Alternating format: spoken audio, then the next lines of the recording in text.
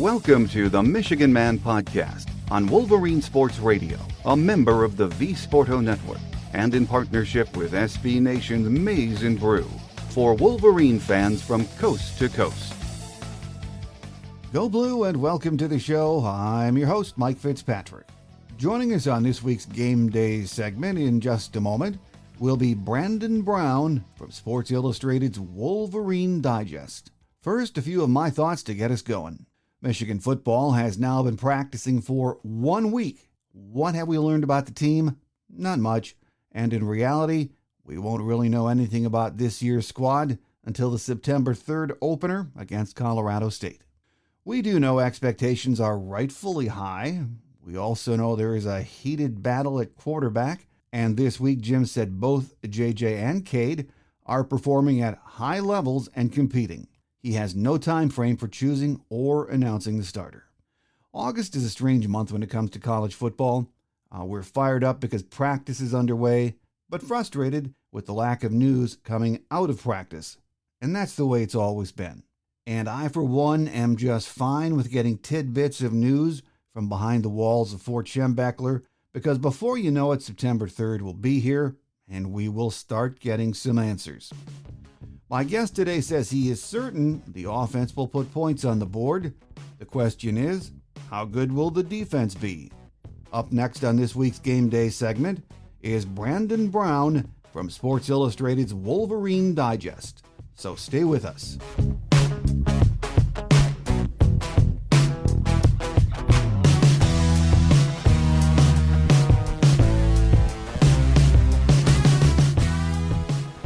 Joining us on our Game Day segment this week is Brandon Brown from Wolverine Digest. It's been a while, Brandon, but it's great to have you back with us. Yeah, thanks for having me back. Really appreciate it. Well, this time of year, this month in particular, August, as we all know, where we are anticipating the start of the season, which is on September 3rd for Michigan and most of college football. But until then, we are in preview mode. And, you know, when I talk to Michigan fans, most Michigan fans, Brandon, number one topic or focus is on the quarterback competition. Cade McNamara, J.J. McCarthy, and we are not really getting much on that, are we?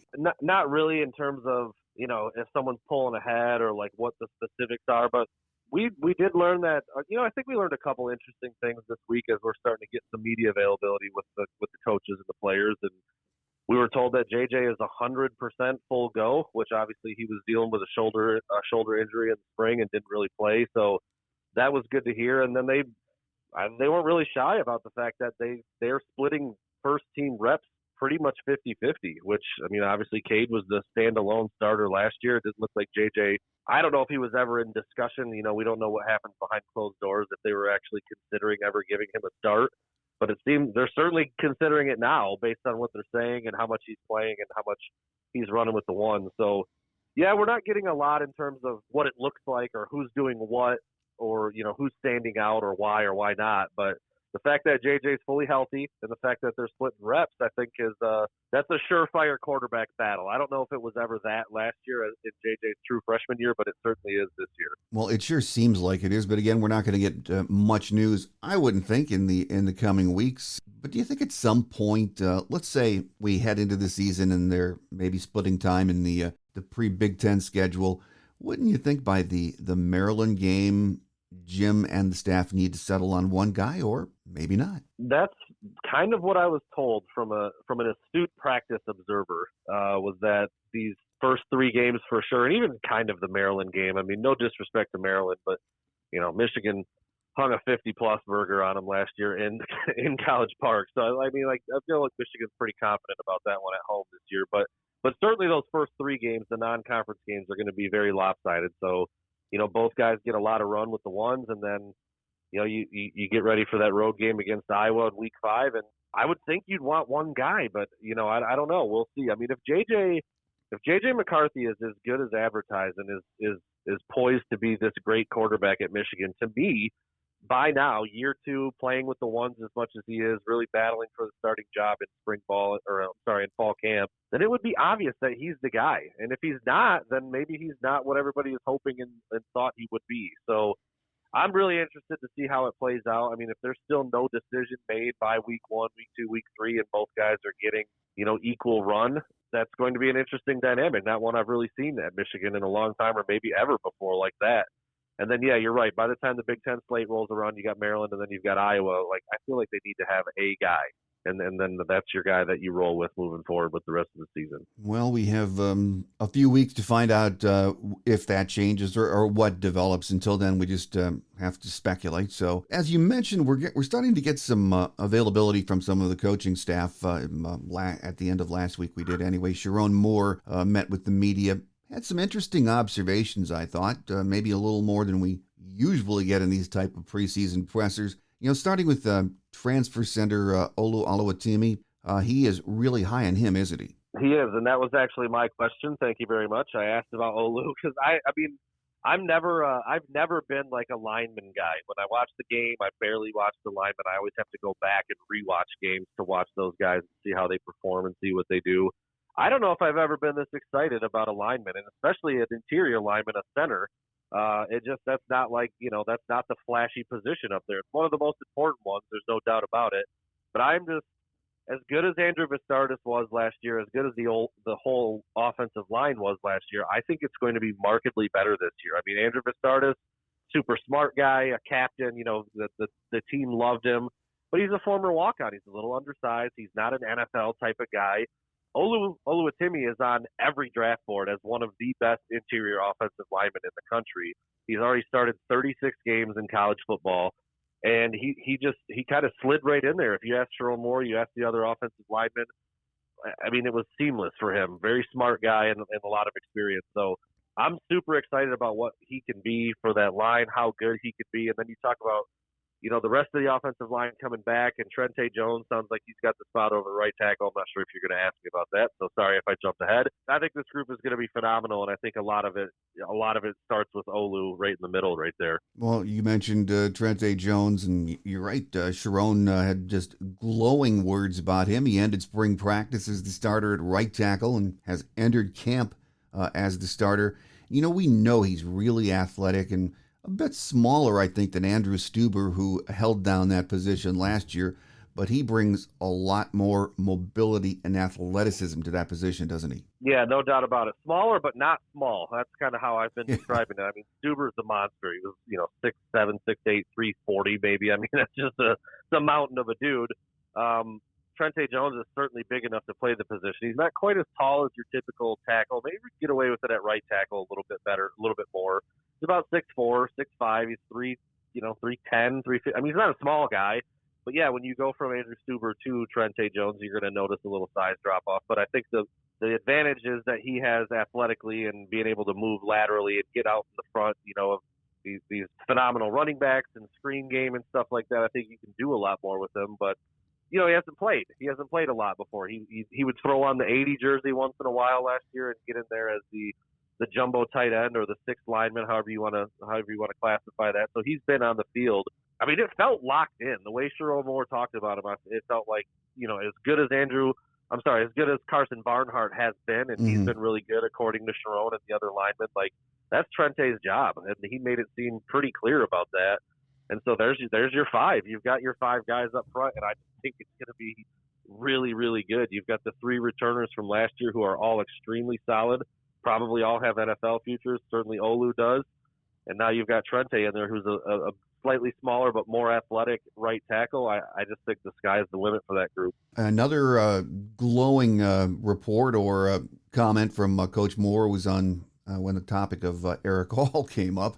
I thought that was funny. He said, no, he's a grown man, and he is going to play at the next level for a lot of years, and he's healthy. So he, as well as I think most of us, expect big things from Eric this year, don't we? It's so crazy with Eric All, who, showed up at Michigan as kind of like a jumbo receiver. I remember I was covering recruiting exclusively when he was in high school, and I was actually at a Rivals camp. I think it was like literally a week or less before Michigan offered him, and I remember thinking, who is this big wide receiver out here making these plays? He was obviously just as tall, but much thinner than maybe 215 or something like that. And now he's heavier. He's heavier than Luke Schoonmaker and the same weight as former offensive lineman turned tight end Joel Honigford. He's 260 pounds. and still running around. Does look like a grown man. I mean, it was noticeable at the Army National Guard event earlier this summer. He was I think he actually was the very first player to step off the bus, and it was like, whoa, look at Eric All this year. Look how ready he looks just walking around in a t-shirt. And yes, he's healthy. He still has that speed. He still has that wide receiver mentality when it comes to catching the ball, making plays. But he's always been a hard-nosed, kind of stick his face in the fan kind of guy when it comes to blocking. And now he's got the body to back it up. I mean, he's had that mentality since he was 225, and now he's 260. So, I think he's going to have a phenomenal year, back for his senior season. And it was interesting at Big Ten Media Days. He said he never even considered leaving early. Like, it wasn't even a thought for him. So I think he's just poised and ready to have a great senior year, healthy. Hopefully he can stay that way. And he's as complete as he's been at his time at Michigan. Well, as we discussed a few moments ago, Brandon, we're not sure who's going to line up under center on September 3rd or how it's going to roll out in the month of September. But we do have a pretty good idea that this Michigan offense is going to be very, very good, don't we? Yeah, they're loaded. There are just so many weapons on this team. In the backfield, Eric All, we just talked about, Schoonmaker, 6 to 7 legitimate threats at wide receiver. I mean, so many wide receivers that Mike Sainristil, who was damn good there last year, moved over to defense. I mean, like, they have guys everywhere. You got to get them the ball. You got to play out on the perimeter. You got to stretch the field deep because they've got long speed with a few of these guys. Donovan Edwards, Blake Corn. I mean, it is that offense. This offense could be one of the best in the country, I think, if it's utilized correctly. Now, if it looks like last year and there's 50 handoffs a game in the first 3 games, I could envision that very easily with that kind of offensive line and the talent in the backfield. It might not look as flashy, and you might not get many catches or touches for those 6 or 7 receivers or the tight ends, but it's still going to be productive. There's no doubt in my mind that it is going to move the chains and score points at a rapid pace.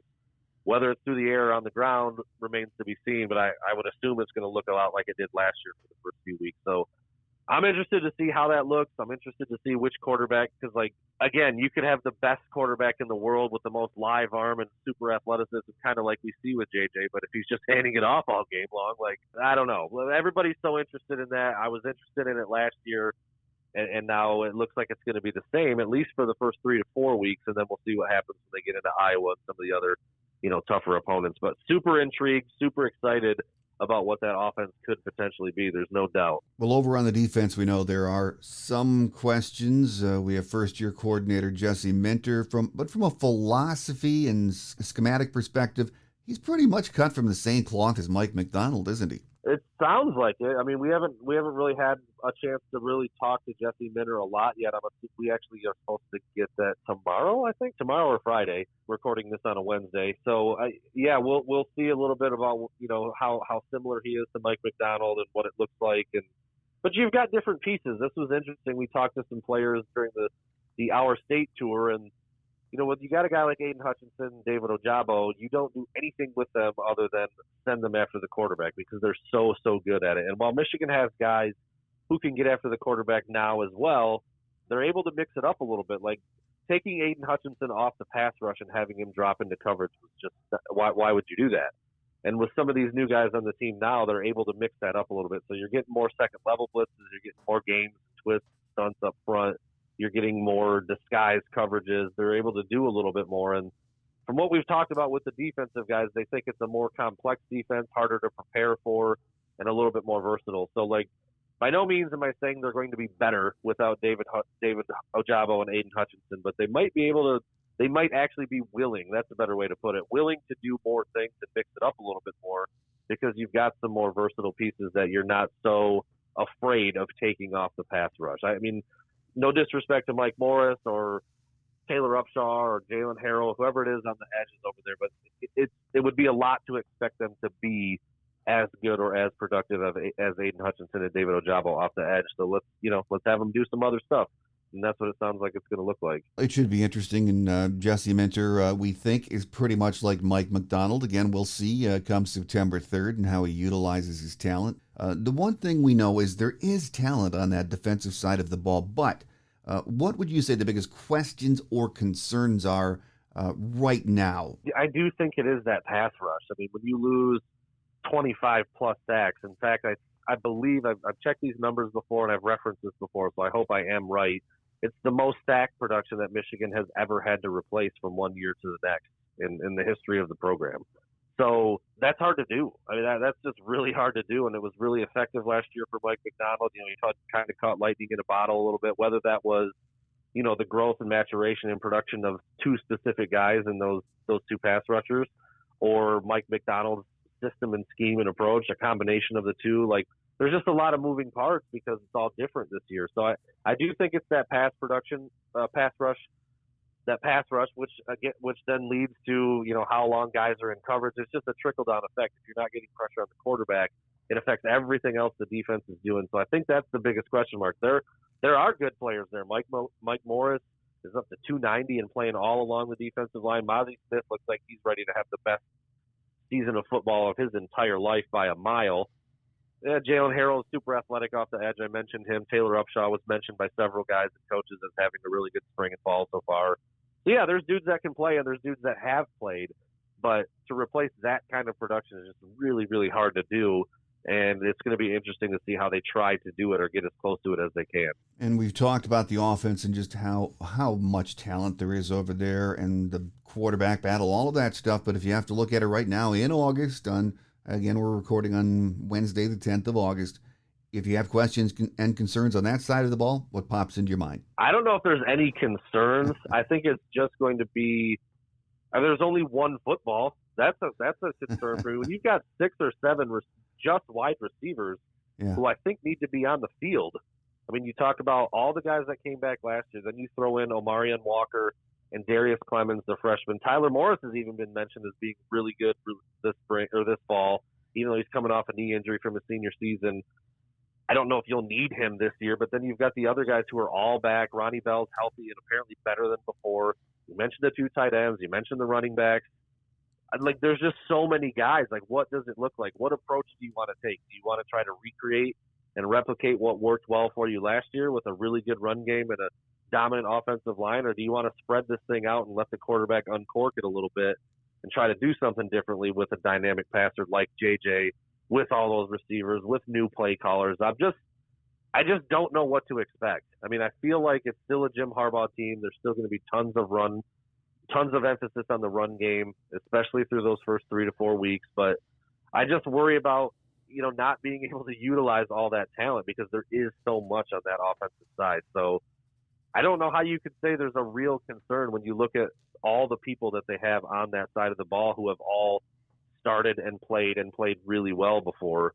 It just seems like, you know, just open it up, let this thing go. Let's see what it can really look like. And I think that's what so many Michigan fans are hoping for. One of the things we usually do at this time of the year in August is look at the incoming freshman class, and it was a good one. We know that coming in, I think, number 9, roughly, depending on, you know, what service you looked at. But who would you expect we're going to see on the field at some point in time this year in that very talented class? It sounds like 4 for sure, and maybe up to 5 or 6, depending on, you know, you hope nobody gets dinged. You hope everybody's healthy. But I think for sure you see Will Johnson, the freshman cornerback. I don't know if he'll be a starter from day one, but that kid's ready to play.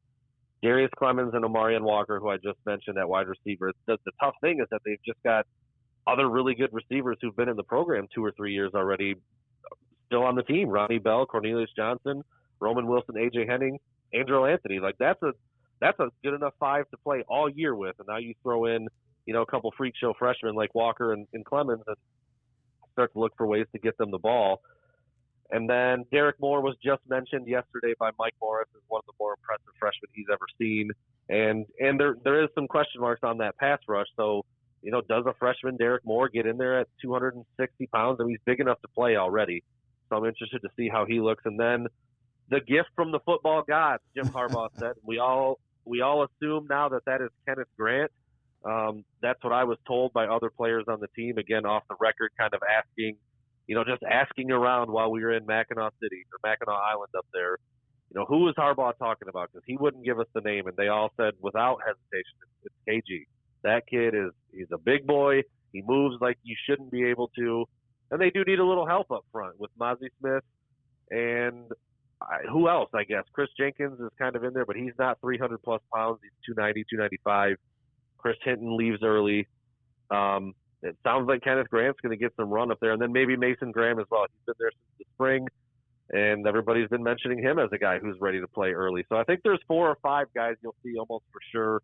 And then after that, there's not really any question marks anywhere else, so you wonder if a freshman's just going to be that good and play maybe some of those safeties back there. They were really highly rated, Zeke Berry, Keon Sabb. And then everywhere else, it's pretty much set. I just don't know how a freshman really bursts into there and replaces any of those other guys. But I think those first 4 or 5 seem, physically ready, possibly needed and able and ready to play in year one. It'll be fun to watch because it seems like every year 1 or 2 pop up and contribute. So time will tell. Final question before we let you get away, Brandon. Expectations are through the roof for this season. We know that, and they should be, especially after last year's breakthrough season, if you want to call it that. Is Michigan good enough to live up to those lofty expectations and win back-to-back Big Ten titles and return to the playoffs? I think they are. And they're going to be favored in the first 11 games of the year. It's going to be interesting to see what that. We're so far away from it, but that matchup with Ohio State in Columbus to end the regular season. Obviously, there's going to be tons of implications riding on that one. At least that's what it looks like right now. But that's why you play them. I mean, you got to play the games every year.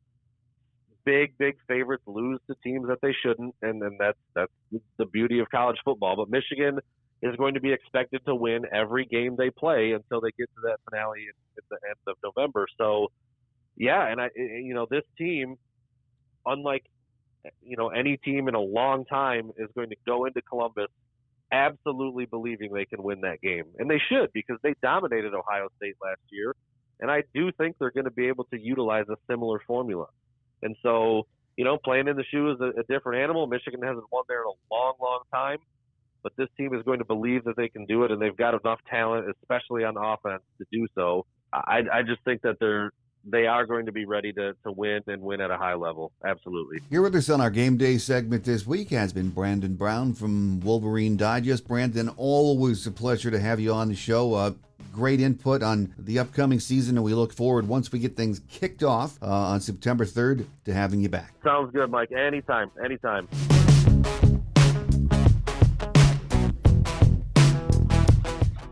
On Quick Hits today, no injury news from practice to report, which is good.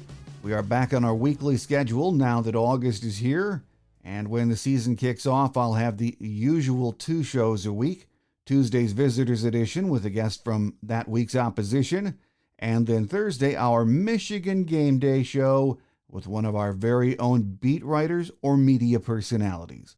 So make sure you tell your friends and family about the show and that we are back on our regular schedule. And join us again next week right here for more of what we think is some of the best podcast coverage of Michigan football. I'm your host, Mike Fitzpatrick. Have a great Wolverine week, everyone. Until we meet again, take care, and as always, go blue. Thanks for joining us today on The Michigan Man, here on Wolverine Sports Radio, a member of the V Sporto Network, and in partnership with SB Nation's Maize and Brew. Our listener lines are open 24/7 for your calls at 313-263-4842. That's 313-263-4842. Or email us at themichiganmanpodcast@yahoo.com. That's themichiganmanpodcast@yahoo.com. The Michigan Man Podcast is produced at the studios of Robin Lynn Productions, Allen Park, Michigan, and is not affiliated with the University of Michigan. Go Blue!